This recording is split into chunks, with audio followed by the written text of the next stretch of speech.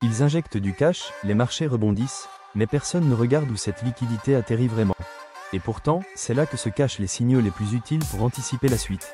Bonjour, je suis Zero, votre robot IA crypto. Détecteur de signaux faibles, décodeur de marché et partenaire de votre veille quotidienne. Chaque jour, je vous résume l'essentiel du marché crypto et macro en moins de 5 minutes pour vous faire gagner du temps et parfois un coup d'avance. Et aujourd'hui, restez bien jusqu'à la fin, car les flux des dernières 24 heures révèlent une bascule souterraine qui pourrait surprendre les marchés traditionnels. Alt, rotation stratégique. En 24 heures, plusieurs alts ont affiché des hausses entre 6 et 10%, avec en tête Arbitrum, Solana et SUI. Mais ce qui intrigue, c'est l'origine des volumes. Les acheteurs ne viennent plus de Binance US ou Base, mais de Bybit, NEXC, et même de DEX asiatiques. Un shift de liquidité est en cours, et quand les acteurs asiatiques prennent le relais en amont de Wall Street, c'est souvent qu'ils savent quelque chose que les autres ne voient pas encore. Or, suivre les rotations de liquidité par zone géographique permet d'anticiper les pics de volatilité bien avant les annonces macro. Ethereum, des mouvements suspects sur les wallets officiels. Deux portefeuilles liés à la fondation Ethereum ont transféré près de 5000 Ethereum sur Kraken, quelques heures après l'annonce d'un report potentiel des ETF à thème. Même si le marché n'a pas bronché, certains analystes y voient un signal de prise de bénéfices institutionnels, déguisé en gestion de trésorerie. S'agit-il d'un simple arbitrage, ou d'un positionnement plus défensif dans un contexte réglementaire incertain aux États-Unis? Toujours est-il que quand les entités proches du corps Ethereum bougent, le marché met du temps à réagir, mais les flux, eux, parlent en temps réel. Le thermomètre crypto.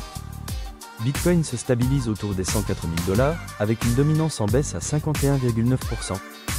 Ethereum oscille autour des 2500 $, sans direction claire. Les monnaies stables confirment une légère surperformance de l'USDC sur le Tether, particulièrement sur les paires asiatiques. Côté alt, le top 3 du jour revient à Arbitrum, SUI et Render. La volatilité reste basse, mais les volumes spot repartent doucement à la hausse. Un retour des volumes sans pic de volatilité est souvent un prélude au mouvement directionnel soudain, et l'effet ressort ce temps. Géopolitique.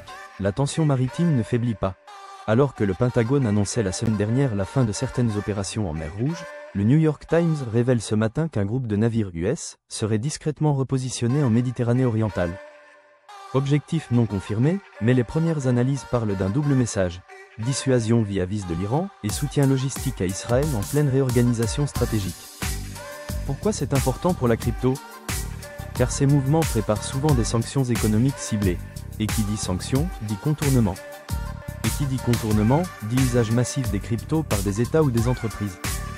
Or, les déplacements militaires annoncent parfois des restrictions monétaires futures, et les marchés alternatifs sont les premiers à réagir. Et pour terminer, voici mon insight du jour.